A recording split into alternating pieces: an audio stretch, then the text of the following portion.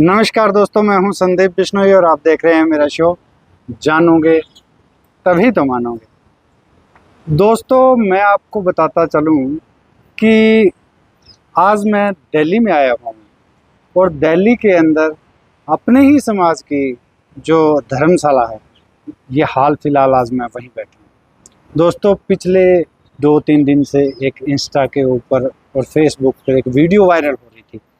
उस वीडियो में किसी व्यक्ति ने धर्मशाला के जो प्रबंधन कर्मचारी थे उन पर और धर्मशाला के जो रसोइये थे उनके ऊपर आरोप लगाए थे। आरोप लगाना का मात्र उनका ये उद्देश्य था कि यहाँ पर जो रसोइये है वो मिसबिहेव करते हैं, अच्छा खाना नहीं दे रहे और बाहरी समाज से वो खाना बना रहे हैं।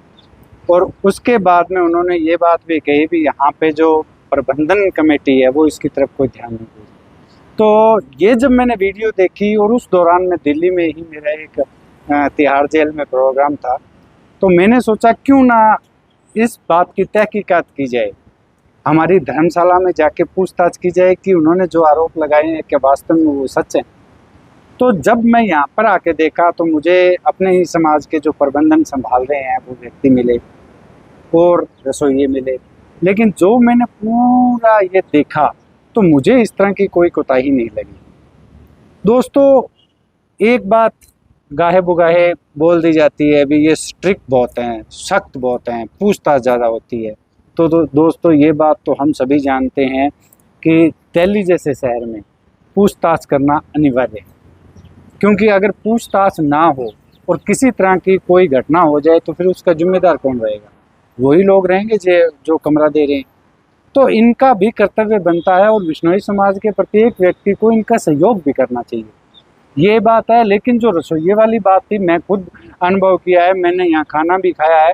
दोस्तों, बहुत पौष्टिक भोजन है, 2 प्रकार की सब्जी है, दाल है, दही है, छाछ है, सब चीज़ें मिलती हैं। चाय जब मर्जी आप उनको बोल दो हमें चाय पीनी है तो वो तुरंत बना के दे देती हैं। तो ऐसा नहीं है भी, हाँ, उनका आरोप था ये, इनके मुताबिक जब मैंने कर्मचारियों से बात की यहाँ पे देखे उनके और मैंने उनके वीडियो देखे हैं, तो उसके मुताबिक वो लोग क्या थे, अपनी जो थाली है ना वो अपने रूम में लेके जाना चाह रहे थे।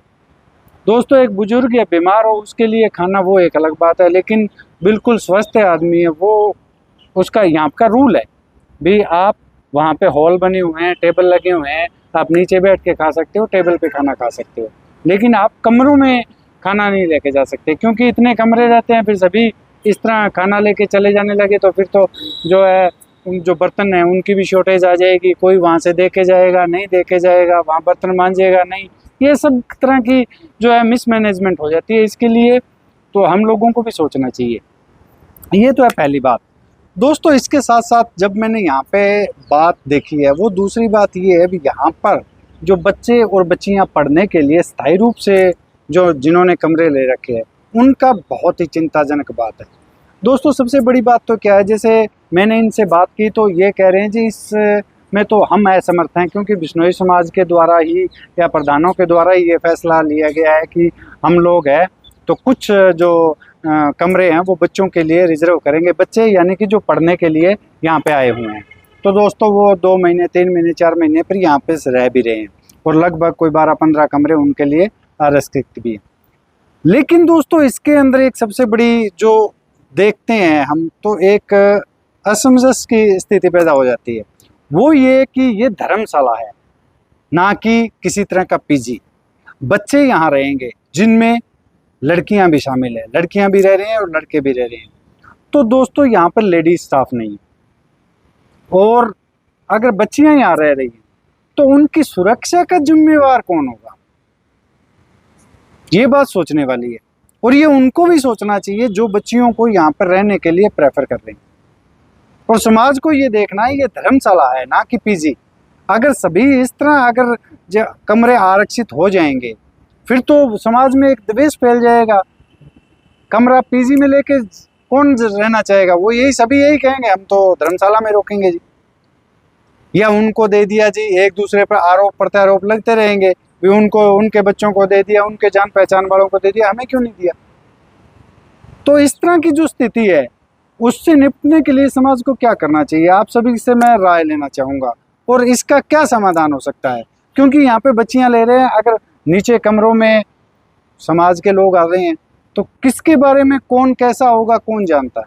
अगर किसी के साथ, बच्ची के साथ या बहन के साथ अगर मिसबिहेव हो गया तो उसका जिम्मेवार कौन होगा। कोई बच्ची अगर कमरे के अंदर किसी परेशान है या किसी ऐसी अवस्था में है, बीमार है, तो फिर ये लोग तो दरवाज़ा खटखटा नहीं सकते।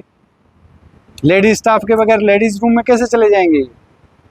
अगर किसी तरह की कोई दुर्घटना हो जाती है तो वो ये उनके जो गार्जियन, जो पेरेंट्स हैं, वो इन पे उंगली उठाएंगे, भी आपने मिसबिहेव कर दिया होगा जी, आप कहाँ थे जी। तो उसका हल क्या हो सकता है। मेरा राय तो ये है भी इस तरह नहीं, बच्चों को अगर हाँ 2-4 दिन 5 दिन ठहरना हो, कमरा जब तक नहीं मिले तब तक जो है ठहरने की व्यवस्था होनी चाहिए, लेकिन लंबी व्यवस्था जो ठहरने की है मैं इसके समर्थन में नहीं हूँ। क्योंकि इस तरह की बहुत सी बातें देखने को मिल रही है, पहले भी हैं, और फिर इस तरह कमरे भी शॉर्टेज आ जाती है। कई बार कई ऐसे परीक्षा देने वाले बच्चे आ जाते हैं तो उनके लिए कमरे की शॉर्टेज हो जाती है, फिर शेयरिंग करना पड़ता है, और शेयरिंग में दिक्कत रहती है, कोई बहन भाई आया है तो फिर वो शेयरिंग कैसे करेंगे। तो ये जो चीज़ें हैं ना, ये चीज़ें, इनके ऊपर समाज का ध्यान देना बहुत अति आवश्यक है। और हाँ, मैनेजमेंट बहुत अच्छी है यहाँ पर। ज्योतराम जी से मैं मिला तो वो पुलिस विभाग में हैं दिल्ली में, बड़ी अच्छी मैनेज करते हैं वो, ड्यूटी के बाद में चक्कर लगा के जाते हैं। इससे जो असामाजिक तत्व हैं उनमें डर भी रहता है, और एक साम संभाल भी बहुत अच्छी कर रहे हैं। ऊपर मैं छत पे भी जाके आया हूँ, वहाँ पे बड़ी अच्छी उन्होंने दोबारा उसको मरम्मत करवाई है, और जो और भी धर्मशाला में काम चल रहे हैं, अच्छे चल रहे हैं। यानी कि अंत में बिल्कुल थोड़े शब्दों में मैं ये कहना चाहूँगा कि जो भी व्यवस्था है यहाँ पे बहुत अच्छी है। हाँ, थोड़ी बहुत बातें इधर उधर हो जाती है, सख्ताई हो जाती है, और सख्ताई होनी भी चाहिए। अगर मैं सही हूँ, यहाँ आके ठहरे हैं, अगर मेरा कोई आईडी कार्ड मार रहे हैं, मुझसे पूछा जा रहा है आप कहाँ के हो, बिश्नोई हो कि नहीं हो, तो इसमें मुझे तो नहीं लगता भी किसी तरह की कोई समस्या आनी चाहिए। यानी कि समाज के अंदर अच्छा चल रहा है तो उसके ऊपर बिना वजह इस तरह के जो है ना आरोप नहीं लगाने चाहिए। हाँ, अगर कुछ यहाँ पे मुझे भी जो ये देखो, मैंने आपको बच्चों वाली बात बताई, ये मुझे ठीक नहीं लगी तो मैंने आपके साथ साझा किया है, लेकिन उसके बाद में रहने की, खाने की, नहाने की सब व्यवस्था अच्छी है। पैसे कम देने हैं तो नॉन एसी कमरे भी हैं, एसी कमरे भी हैं। अगर फिर भी नहीं है, गाये बगाए कोई आ जाता है, बिश्नोई है, तो उनकी मदद भी करते हैं। ये खाना पीना है, अगर पैसा नहीं भी है तो भी कोई दिक्कत नहीं, हमारा समाज का है। तो दोस्तों, आपकी क्या राय है, आप कौन कौन यहाँ के ठहरे हैं, किन किन के साथ कैसा कैसा रवैया हुआ है, आप कमेंट बॉक्स में ज़रूर लिखिएगा। और आप मेरी बातों से कितनी सहमत है इसके बारे में आप राय ज़रूर दीजिएगा। मुझे तो यहाँ आके बहुत अच्छा लगा। इस तरह की समाज की प्राइम लोकेशन पे हमारी धर्मशाला है, मेट्रो नज़दीक है। तो जो भी अगर बिश्नोई भाई मेरी वीडियो देख भी रहे हैं, अगर दिल्ली आ रहे हैं वो, तो आपको घबराने की बिल्कुल चिंता नहीं है, आपको होटल लेने की बिल्कुल चिंता नहीं है। आप कश्मीरी गेट उतरिए, वहाँ से सीधी मेट्रो पकड़िए, सिविल लाइन उतर जाइए, विधानसभा उतर जाइए, बिल्कुल नज़दीक में है, बिल्कुल 100-150 मीटर की दूरी पे है, और बहुत अच्छी व्यवस्था है।